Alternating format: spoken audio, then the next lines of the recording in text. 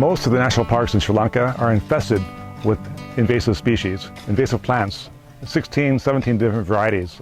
Lantana being one of them. They're infesting here in Udawalawe National Park.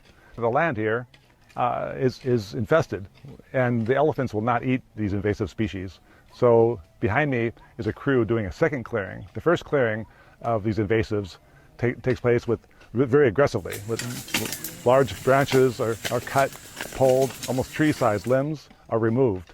Now they're doing a second clearing. It's smaller, the reseeded plants here. Here there's about 2 or 3 invasive species that they're focused on. Once they get them cleared after the third clearing, they may then be clear going forward, and the elephants then will have more forage. Much of the forage here in the park is scrublands and trees, and it's so important to have parkland around so that the grasses that the elephants feast on are available to them. Short of that, the elephants will crop raid. They'll break through fences and go into nearby farms and villages and cause trouble trying to find grain. It's like candy to them. If they can't be fed here in the park, they'll break the fences and find elsewhere. The government now is coming in with trenching and really stout fencing, trapping the elephants within the parks. They have to have enough forage for the sustenance within these parks. From Yala to Udawalawe to here in Lanka, they have to provide the forage, so the elephants otherwise would escape and go out to the neighboring farms. It's a perfect time to do labor-intensive work like they're doing here. Maybe a crew of 40 that are removing these invasive species. So it provides much income to them, and is doing a great service to the elephants.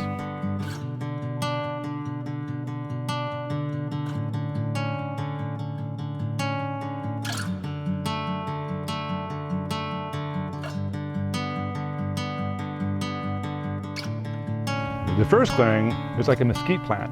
It has these big thorns on them, which the elephants obviously will avoid. And we actually, when we're walking in the jungle areas, we get our clothing, we get snagged on it. So I can imagine, the elephants having trouble with it as well. And now they're removing these it's called devil's weed, and it comes in after the lantana. So the lantana is first cleared in the first clearing, and then making way actually for this secondary plant, which is it's called a devil's weed. These plants are not edible. The elephants don't like the abrasiveness of it's like sandpaper to them, to their palate. Same with the lantana. It's like on the backside of the leaves, it's like a sandpaper. But you can see we've filmed areas here where it's like parkland. They've gotten rid of enough invasives where it's really a beautiful landscape with the tank reservoirs in the background and nice parkland for the elephants to enjoy, and for us visitors to actually have better eyesight for spotting the elephants. So it's really a win-win-win all the way around. It's essential that the forage here be sustainable for the elephants. Being there's about 250 of them here in the park now, there used to be like 1,000. Many of them now are scattered outside in other parks, and because of the corridors being broken mostly. There used to be 4 corridors separating the park here from Udawalawe, and then the hill country as well.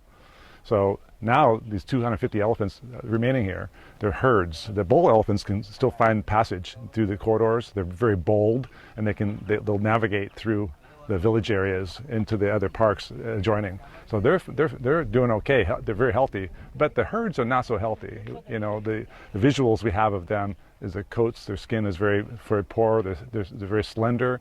They actually have like 30 to 40% mortality of their newborns. So it's mostly to do with emaciation, not enough forage for them.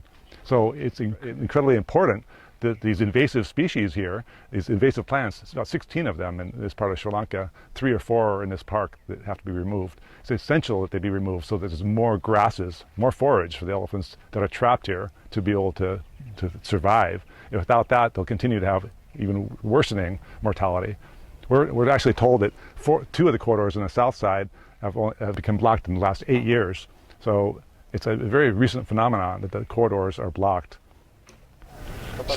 So the crew here is split into teams. There's a collecting crew. These guys here are pulling a lot of the cut debris, putting it into a pile so it can be then torched by the burn crew, who will then be in charge of the fire in all the different piles. There's other crews too, the secondary clearing crew, and then the tea crew, the gentleman that's in charge of making tea for the crew. And in fact, the crew just now broke for tea. It's tea time.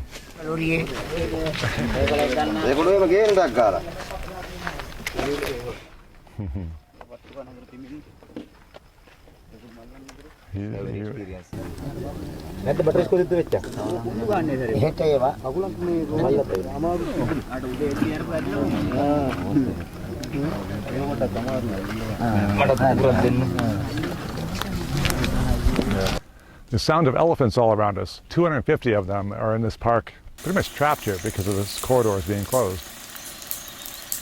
This is the final stage of clearing the burn. There's crews here that are in charge. It's a good day to burn. There's a little moisture in the air. It's right after the wet season. All the forage here is quite wet, so nothing will get out of control.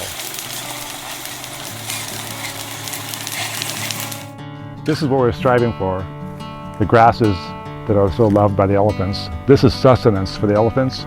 This parkland that you see behind me has been cleared of like 10 to 15 foot tall trees and shrubs and bushes that are impenetrable by the elephants.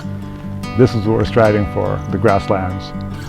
It's all the more important because the elephants here are trapped by boundary walls and fences and trenches that are being fortified as we speak here. These 250 elephants in this park alone now are reliant on the sustainable grasses. And gratefully, the Park Service is paying attention and creating this kind of a landscape for the elephants. So critical. The elephants have been emaciated. We've seen almost a 50% mortality of the babies the last several years. The herds can't escape.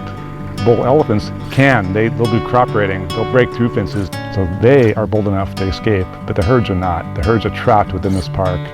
They need these grasses. I'm grateful that the Park Service is paying attention and creating these kind of a landscape.